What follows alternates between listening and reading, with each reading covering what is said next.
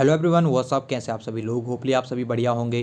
तो एक बार फिर से आपका स्वागत है आपके और हमारे चैनल ऑनलाइन तैयारी में। तो यहाँ पर आज हम फिर से बात करेंगे सेल बायोलॉजी के ऊपर, जो आपके वन धाराओं के सिलेबस का सबसे मेन पहला चैप्टर है आपका बायोलॉजी का, और सबसे मेन चैप्टर भी है। तो यहाँ पर आज बात करेंगे, कुछ की पॉइंट्स है हमारे पास जो आपको मदद करेंगे आपकी तैयारी को और आगे बढ़ाने में। तो चलिए इनके ऊपर बात करते हैं। तो यहाँ पर सबसे पहले है आपका रॉबर्ट हुक ने सर्वप्रथम सूक्ष्मदर्शी की सहायता से 1665 में कॉर्क की कोशिकाओं को देखा। तो यहाँ पर इसका सीधा मतलब है कि आपकी कोशिका की जो खोज की थी ये आपकी रॉबर्ट हुक ने की थी।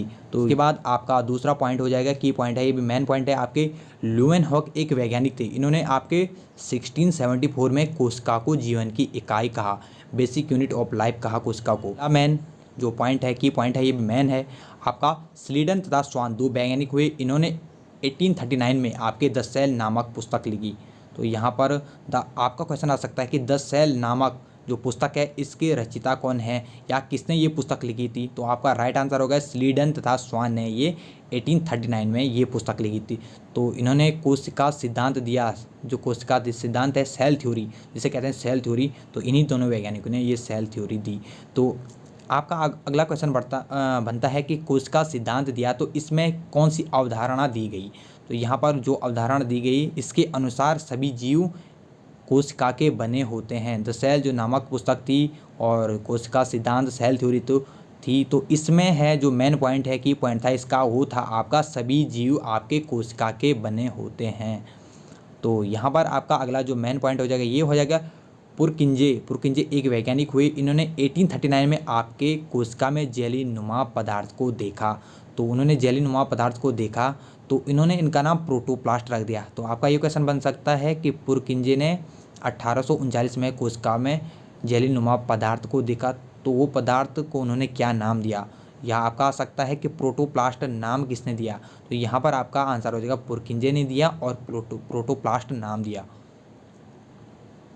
उसके बाद आपका मेन अगला की पॉइंट होगा, ये होगा कि कोशिकाओं का आकार तथा आमाप भिन्न भिन्न होता है। सभी कोशिकाएं आकार तथा आमाप में भिन्न भिन्न होती हैं। तो यहाँ पर जो सबसे बड़ी कोशिका है वो आपके शुतुरमुर्ग का अंडा है। तो यहाँ पर ये भी क्वेश्चन आ सकता है कि आपके सबसे बड़ी जो कोशिका है वो क्या है। तो यहाँ पर शुतुरमुर्ग का अंडा जो होती है वो सबसे बड़ी कोशिका होती है। उसके बाद आपका जो मेन पॉइंट है, कुछ पहले जो आपकी प्रजनन प्रसार अधिकार की जो परीक्षा हुई थी, इसमें भी ये क्वेश्चन बहुत ही महत्वपूर्ण है और आया हुआ था।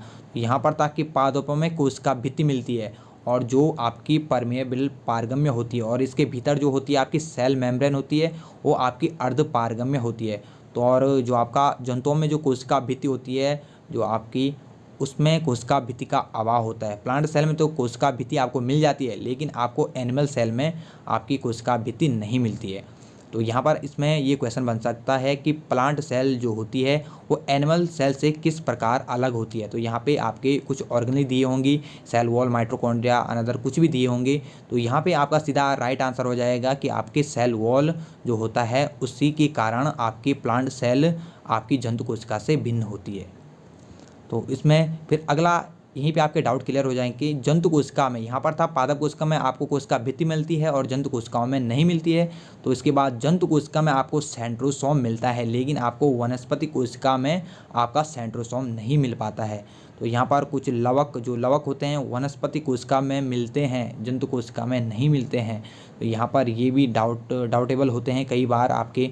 तो यहाँ पर आपका डाउट आज क्लियर हो गया होगा। उसके बाद आपका जीव द्रव्य है प्रोटोप्लाज्म, जो मेन पॉइंट होता है आपका, वो उसकी खोज आपके डुजार्डिन एक वैज्ञानिक हुई। इन्होंने आपकी 1835 में इसकी खोज की थी और इसका नाम उन्होंने सारकोड नाम दिया था। तो यहाँ पर आपका ये वाला क्वेश्चन आ सकता है कि जीव द्रव्य की खोज किसने की और इन्होंने इसका नाम क्या दिया। या ऐसे भी आ सकता है कि सारकोड किसका नाम है, या ये आ सकता है कि जीव द्रव्य की खोज किसने की, या डुजार्डिन ने किस चीज़ की खोज की। तो डुजार्डिन ने आपके प्रोटोप्लाज्म की खोज 1835 में की थी। उसके बाद आपका एंडोप्लाज्मिक रेटिकुलम। तो यहाँ पर क्वेश्चन आ सकता है कि एंडोप्लाज्मिक रेटिकुलम होता है, उसकी ईआर जो होता है उसकी खोज किसने की थी। यहाँ पर तो इसकी खोज आपके पॉटर नामक एक वैज्ञानिक हुए थे। तो इन्होंने आपकी एंडोप्लाज्मिक जो रेटिकुलम था इसकी जो खोज की थी। उसके बाद आपका राइबोसोम प्रोटीन तथा आरएनए के बने होते हैं और इनकी खोज आपके पेलाडे नामक जो वैज्ञानिक थे इन्होंने की थी। तो राइबोसोम जो मेन होता है आपका प्रोटीन संश्लेषण से संबंधित होता है। यहाँ पर एक साइट होता है, तो राइबोसोम में आपका ही प्रोटीन संश्लेषण होता है। तो इसके बाद आपका जो अगला है माइटोकॉन्ड्रिया, जिसे पावर हाउस ऑफ सेल भी कहा जाता है। तो इसकी सर्वप्रथम जो खोज की थी तो वो की थी आपके 1882 में फ्लेमिंग नामक और ऑल्टमैन दो वैज्ञानिक थे, इन्होंने की थी। और उसके बाद जो माइटोकॉन्ड्रिया जो नाम दिया था ये बेंडा ने दिया था। ये बेंडा ने इनको माइटोकॉन्ड्रिया जो नाम है वो 1897 में दिया था। उसके बाद आपके कैमलियो गोल्गी एक वैज्ञानिक थे, इन्होंने 1898 में आपके गोल्जी बॉडीज़ गोल्जी काय होता है उसकी खोज की थी। तो इसके बाद एक अन्य वैज्ञानिक हुए जॉनसन, उन्होंने 99 में जीन शब्द का प्रयोग सबसे पहले किया था। आपका क्वेश्चन बन सकता है कि जीन शब्द का प्रयोग किसने किया था, तो आपका राइट आंसर जॉनसन हो जाएगा। और कब किया था, तो आपका हो जाएगा 1999 में आपका ये जीन शब्द का प्रयोग किया था। तो मिलते हैं आपको अगली वीडियो में कुछ अन्य महत्वपूर्ण टॉपिक्स के साथ। तो अगर आपने अभी तक हमारे चैनल को सब्सक्राइब नहीं किया है तो प्लीज़ हमारे चैनल को सब्सक्राइब कर दीजिए, ताकि जल्दी से जल्दी जो भी वीडियो हम बनाएं वो आप तक पहुंच सके।